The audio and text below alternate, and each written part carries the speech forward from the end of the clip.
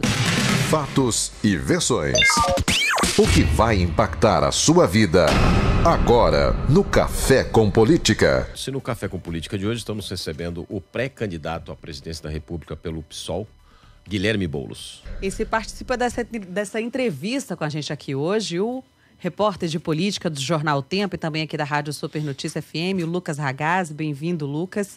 E desejar bom dia, obviamente, para o nosso entrevistado e pré-candidato à presidência da República pelo PSOL, Guilherme Boulos, que aceitou vir tomar esse café com papo aqui com a gente hoje. Bom dia. Bom dia, Delma. Bom dia, Sapia. Bom dia, Lucas. Bom dia a todos os ouvintes. Uma enorme satisfação estar aqui.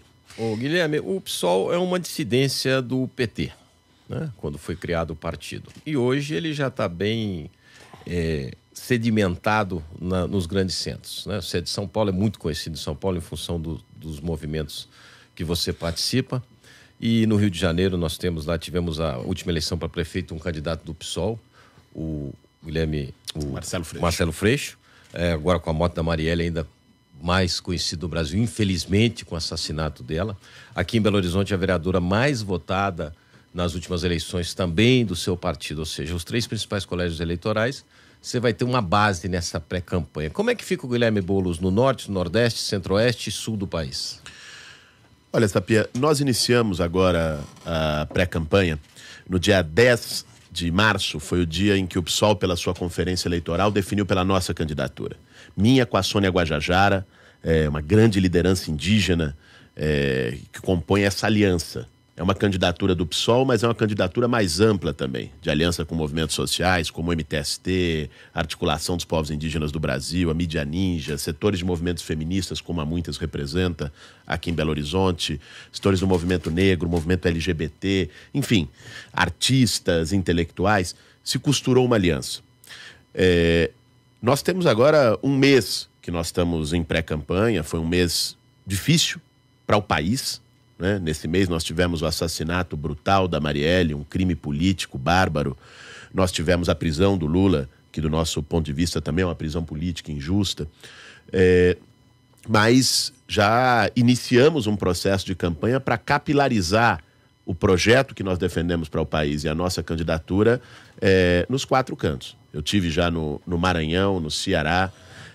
Estamos organizando agora para as próximas semanas uma jornada aí pelo Nordeste, pelo Norte do país, para que possa tornar as ideias conhecidas. O PSOL tem se capilarizado mais, por exemplo, no Norte, no Pará, não é? O Edmilson Rodrigues, que foi prefeito de Belém, é deputado federal hoje, o PSOL tem resultados expressivos também em alguns estados do Nordeste. Agora nós queremos ir além também. Nós queremos dialogar com o conjunto da sociedade que está vinculada a movimentos sociais, mas não só, que está disposta a buscar e construir novas alternativas na política. Guilherme, você citou aí a prisão do ex-presidente Lula e no dia, né, que ele se entregou à Polícia Federal, você esteve, inclusive você coordenou os movimentos de resistência à prisão do ex-presidente lá em São Bernardo do Campo. E o que a gente assistiu no momento do discurso do Lula, o pronunciamento, o único momento que ele se pronunciou, ele praticamente fez um ungido aí a sua candidatura. Ele destacou a sua presença no palanque, coisa que ele não fez, por exemplo, com o Fernando Haddad, que é do partido dele. E em março, a gente viu o Lula publicando um vídeo em que ele demonstrava todo o respeito dele à sua candidatura, o seu desejo de se candidatar à presidência da República. Seria esse já um prenúncio de que o presidente Lula teria você como preferido, caso a candidatura dele realmente não venha a vingar? Você chegou a conversar com ele em algum momento sobre isso antes dele ser preso? Olha, eu não conversei com ele sobre esse assunto. Eu tenho um grande respeito pelo ex-presidente Lula. Acho que o que ele demonstrou naquele discurso foi um gesto de reconhecimento, né? Reconhecimento por uma postura que nós tomamos, mesmo tendo diferenças políticas. Essas diferenças são conhecidas. Eu sou do PSOL, que é um partido que tem críticas aos limites das experiências de governo do PT. Nós mesmos no movimento social, no MTST, na Frente Povo Sem Medo, também temos essas críticas. Por exemplo, de não ter feito uma reforma política profunda, não ter pautado isso na sociedade, não ter enfrentado determinados privilégios, a exemplo de uma reforma tributária que o Brasil precisa. Hoje, rico praticamente não paga imposto no nosso país.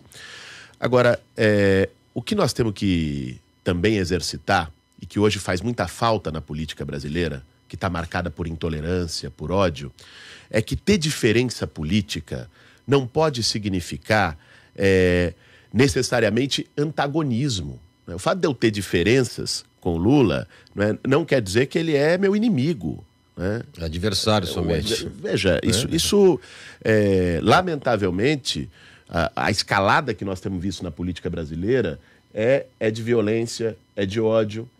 Se há alguma coisa que no campo da esquerda nos separa, talvez de tudo que nos separe da direita, o mais importante seja a solidariedade e a generosidade. E o fato de eu ter, da campanha que eu represento, do partido que eu faço parte, ter diferenças e críticas a limites dos governos do PT, não quer dizer que nós vamos ser coniventes com injustiça. A nossa participação em São Bernardo tem a ver com isso. O Lula foi condenado sem que houvesse nenhuma prova.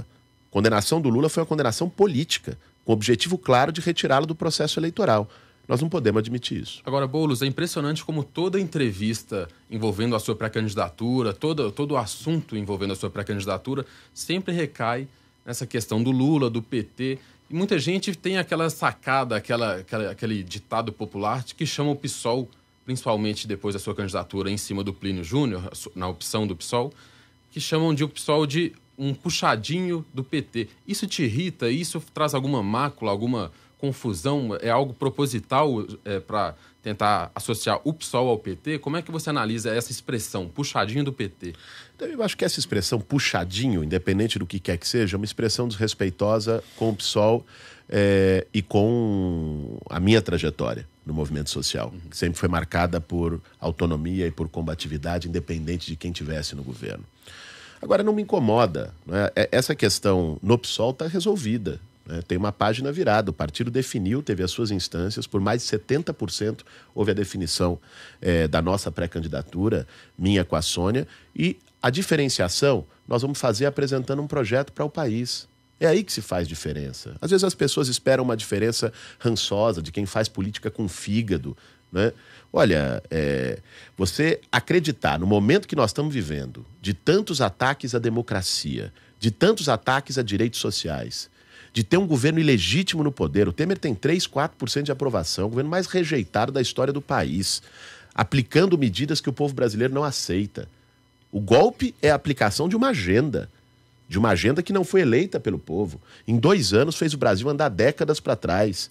Se num momento como esse, alguém achar que o grande problema da política brasileira é o PT, eu acho que não está compreendendo em que mundo a gente vive. A diferenciação que nós fazemos e que é o sentido da nossa candidatura é a apresentação de um projeto para o país de enfrentamento às desigualdades, de aprofundamento da democracia, de enfrentamento a essa onda conservadora.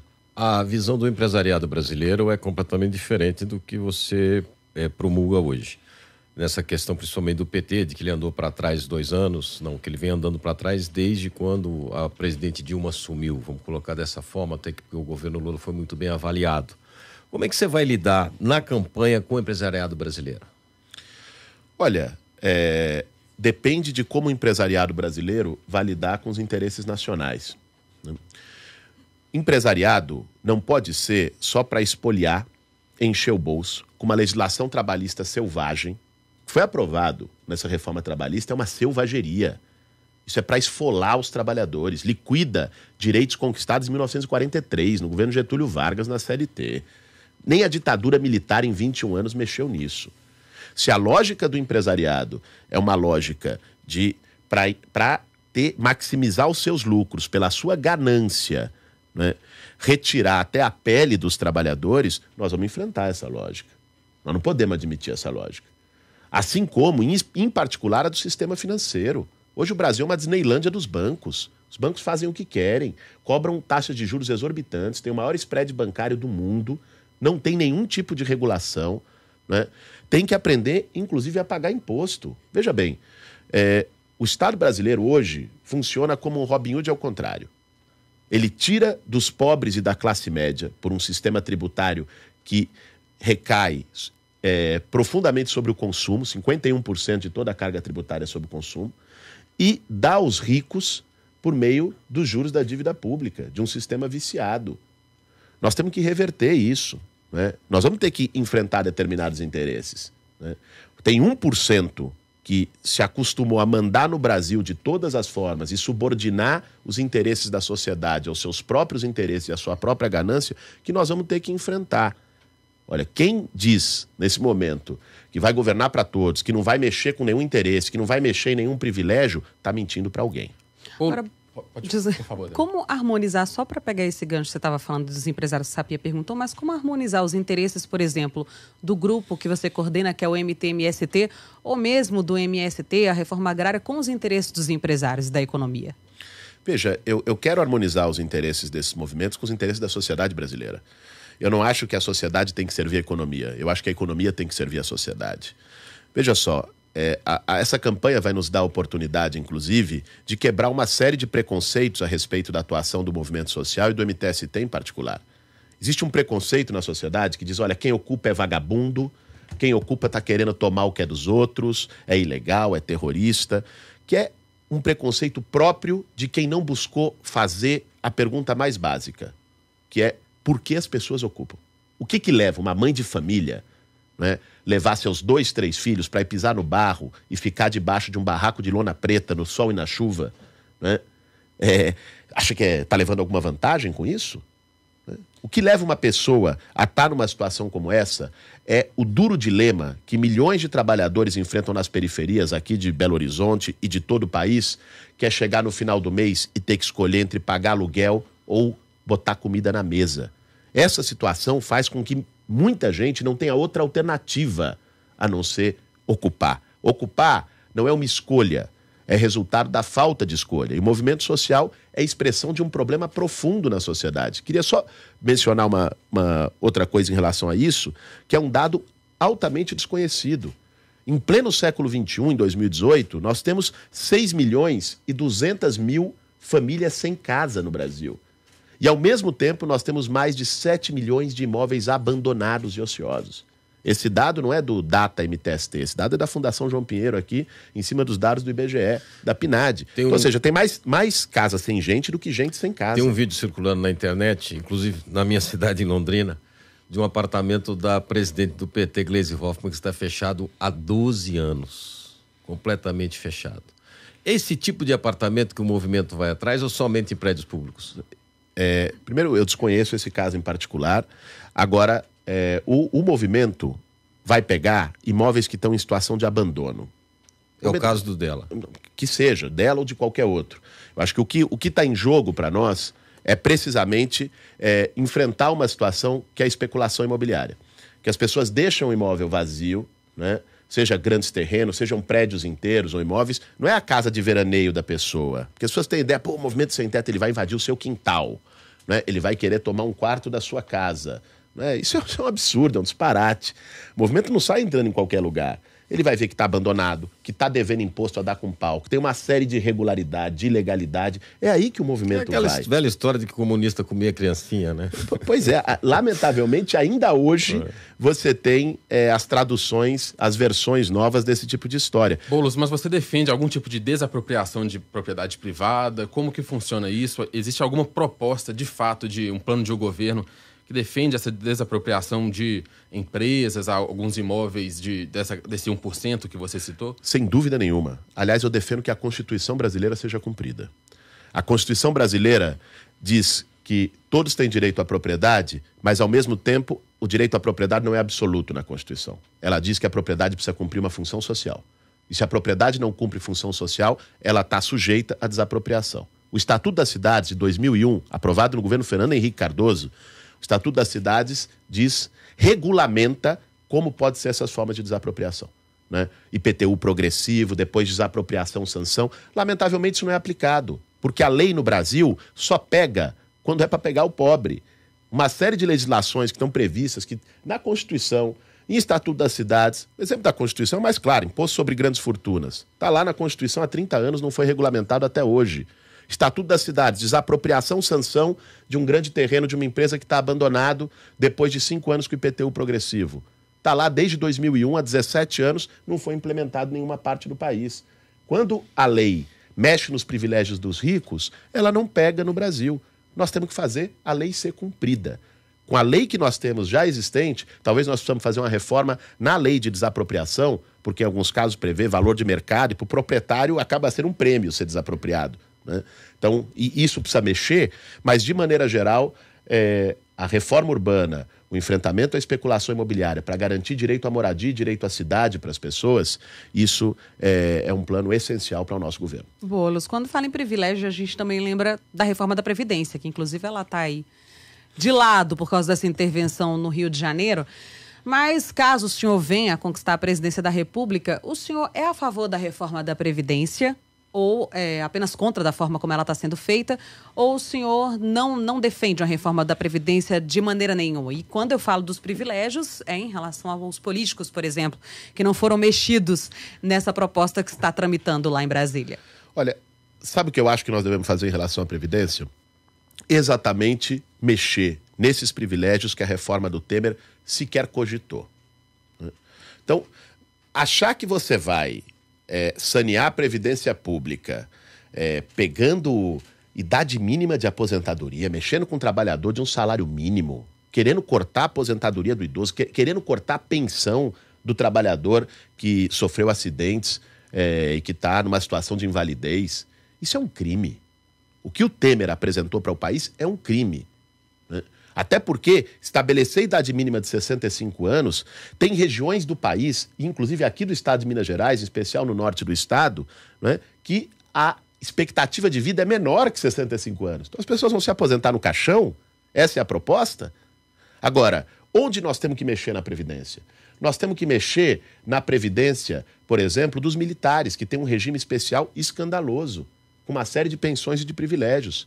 Nós temos que mexer na previdência da cúpula do judiciário, de juízes, promotores, né? Inclusive de setores políticos, de parlamentares do executivo, né? É aí onde reinam os privilégios. Nós temos que fazer cobrar a dívida das grandes empresas com a Previdência. Essa dívida está estimada hoje em 450 bilhões de reais. 450 bilhões de reais é o que as grandes empresas devem para a Previdência Pública e isso não é cobrado. Então é muito fácil cobrar do andar de baixo e passar a mão na cabeça do andar de cima. Essa é a reforma da Previdência do Temer. Isso não pode. Nós não vamos aceitar, nós temos que mexer nos privilégios. E também fazer com que as receitas que a própria Constituição prevê para a Previdência e que hoje são direcionadas para outras finalidades, muitas vezes para pagar juros da dívida pública, né, sejam direcionadas para garantir o sistema de Previdência e Seguridade Social. Ô Boulos, você eleito, como é que seria a sua relação de política internacional? Vou citar dois casos, Venezuela e Estados Unidos. Como é que você lidaria com os dois? Olha, lamentavelmente, o Brasil no último período voltou a uma política que ficou conhecida como aquela história de falar fino com os Estados Unidos e falar grosso com a Bolívia, com a Venezuela, com a América Latina. Essa política é um absurdo. Nós não defendemos isso. Nós defendemos priorizar a relação Sul-Sul. Nós defendemos aumentar a integração latino-americana. Política externa tem que ser, sim, política econômica, de comércio exterior, mas política externa também tem que ser uma integração de povos, integração cultural, integração política, né? O eixo tem que ser Sul-Sul, fortalecer o Mercosul, fortalecer a Unasul, fortalecer relação com países que enfrentam os mesmos dilemas no cenário internacional do que o Brasil enfrenta. Isso significa não ter relações com os Estados Unidos? É evidente que não. O Brasil tem que ter relações políticas, diplomáticas, comerciais com os Estados Unidos. Já não é mais. Foi esperado pela China, né? Mas é um dos maiores parceiros comerciais e o Brasil não pode abrir mão disso. É evidente. Agora, nós não podemos ter uma relação de subordinação. Estados Unidos não pode dar as cartas aqui. Não pode chegar lá e entregar o pré-sal para as empresas estrangeiras por uma intervenção, de algum modo, e por uma incidência dos Estados Unidos, né? Eles vão cuidar do quintal deles. O Brasil não é quintal dos Estados Unidos e nem pode ser. A nossa política externa vai estar muito baseada nisso. Boulos, uma questão que é muito polêmica, muito comentada, principalmente na internet, em fóruns de debate de relações internacionais, continuando nessa questão do governo venezuelano. A Venezuela vive uma ditadura hoje? Qual que é a sua análise dessa questão? A gente vê muitos embates entre os militares do governo, com alguns protestos da população, a gente vê alguns presos políticos. Qual a sua análise dessa questão da Venezuela? Só vou fazer um parênteses aqui. Um repórter, colega nosso, André Santos, esteve nas últimas eleições para o Congresso da Venezuela e passou 24 horas sem conseguir se alimentar porque ele não conseguia trocar o dinheiro. a situação que ele passou por lá agora no final do ano passado. Veja, em relação à Venezuela, nós temos que começar por esse ponto que você colocou, Sapia, que é o problema econômico gravíssimo. Eu acho que o grande erro que foi cometido foi quando o petróleo estava a $110 o barril, a Venezuela não tem investido em diversificação da sua matriz produtiva. A Venezuela é uma economia totalmente dependente do petróleo. Quando o petróleo estava a 110 o barril, estava indo tudo muito bem. Quando com a crise internacional o petróleo cai a 30, 40 o barril, o país entrou numa situação gravíssima do ponto de vista econômico. Esse é o fundo da crise venezuelana que nós não podemos deixar de enxergar. Agora, em relação ao regime político, veja, nós temos que respeitar a autodeterminação dos povos e dos países. Nós não podemos nos imiscuir nos assuntos dos outros. Se nós não queremos que entrem nos nossos assuntos e que o Brasil preserve a sua soberania nacional, nós temos que ter esse mesmo critério em relação aos outros países. Por isso nos preocupa muito quando vem o secretário de Estado norte-americano e sugere de maneira aberta um golpe militar na Venezuela. Isso é um escândalo, né? Queira ou não, nós podemos ter concordâncias, diferenças com o governo Maduro, não é isso que está em jogo, até porque eu não sou candidato a presidente da Venezuela, eu sou candidato a presidente do Brasil. Agora, o governo Maduro foi eleito, com eleições legítimas, com observadores internacionais. Aliás, como o Temer não foi, né? Aliás, há mais suspeitas sobre a eleição do Trump nos Estados Unidos, com manipulação de rede, com fake news, com intervenção da Rússia, né, manipulando informação Cambridge Analytica, do que sobre a eleição do Maduro. Os Estados Unidos têm que parar com esse péssimo hábito de chamar de ditadura todo governo que ele não concorda. Assim não dá. Mas a situação da população hoje, inclusive, influencia na população brasileira. A entrada dos venezuelanos, vou dar um exemplo aqui, seu pai é infectologista, Sim. Não é isso? E nós tivemos aí a questão do sarampo, que não existia mais no Brasil, com a entrada dos venezuelanos, se tornou aí um problema de saúde pública. Como é que você pretende lidar com essa imigração venezuelana? Olha, o problema aí nós temos que tratar, evidentemente, um problema econômico, como nós falamos. Sim. O país está numa situação de uma crise gravíssima e isso gera, como em qualquer outro país do mundo onde isso acontece, movimentos migratórios. Acho que nós temos que seguir a tradição brasileira, que é uma tradição de acolhimento, né? O Brasil tem que ser solidário com a dor das pessoas que estão sendo forçadas a sair das suas casas e do seu país por uma situação precária, como fez com os haitianos, aliás, né? E acolher, né? O que um Bolsonaro da vida diz de xenofobia, estrangeiro. Quer dizer, isso é estimular o ódio entre as pessoas. Isso é estimular a intolerância. Nós não somos dessa escola, né? Nós defendemos o acolhimento humanitário e tratamento. O Brasil tem condições de fazê-lo e, digo mais, tem o dever de fazê-lo. Guilherme, qual é por exemplo, o que o senhor faria diferente? Hoje a gente vive um problema sério de segurança no país e a gente acompanha essa intervenção aí no Rio de Janeiro que algumas pessoas chamam de conversa para boi dormir, falando popularmente, assim, uma maquiagem. Mas o que você faria diferente do que está sendo feito aí? Você defende muito os direitos humanos, tal, todas essas questões sociais. Mas como atacar, como conter, como trazer uma segurança melhor para o nosso país sem ir contra os seus princípios? Nós precisamos reformar o modelo de segurança pública e de polícia no Brasil. O nosso modelo atual, ele é caro, ineficiente e violento. Nós temos no país a polícia que mais mata no mundo. A polícia brasileira é a que mais mata no mundo e é a polícia que mais morre no mundo. Veja que nem para a polícia este modelo de segurança interessa. Porque esse modelo reproduz a violência num ciclo sem fim.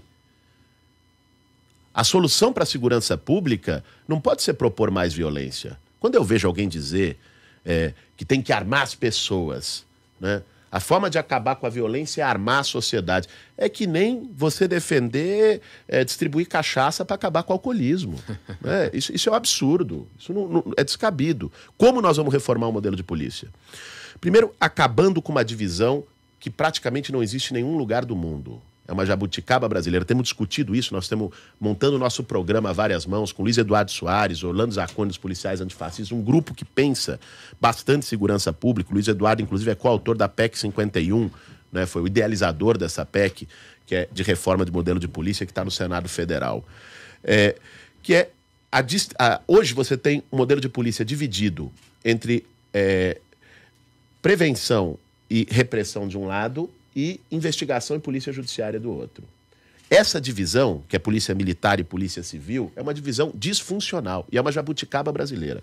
Você tem que fazer o ciclo completo de polícia, com investimento muito mais em integração do que em repressão, com investimento em inteligência. Isso tem a ver com as fronteiras, isso tem a ver com o controle do tráfico de armas, que é um ponto-chave, né? Vocês sabem, uma CPI recente no Rio de Janeiro, coordenada inclusive pelo Marcelo Freixo, meu companheiro de partido, sobre o tráfico de armas, mostrou que as armas que chegam no crime organizado, nas facções criminosas no Rio, boa parte não vieram de fora. Foram armas desviadas do comércio legal no Brasil, porque o comércio legal não é fiscalizado, é uma questão básica, né? Então, o nosso investimento tem que ser em inteligência, sobretudo. Isso vai gerar mais segurança para a população e não um populismo da violência como a intervenção militar no Rio de Janeiro. Ô Boulos, infelizmente nosso tempo está acabando. Eu vou finalizar aqui com uma resposta sua única com uma palavra só. Seus adversários que podem ser a via agora no mês de outubro, nesse mês de outubro. Michel Temer.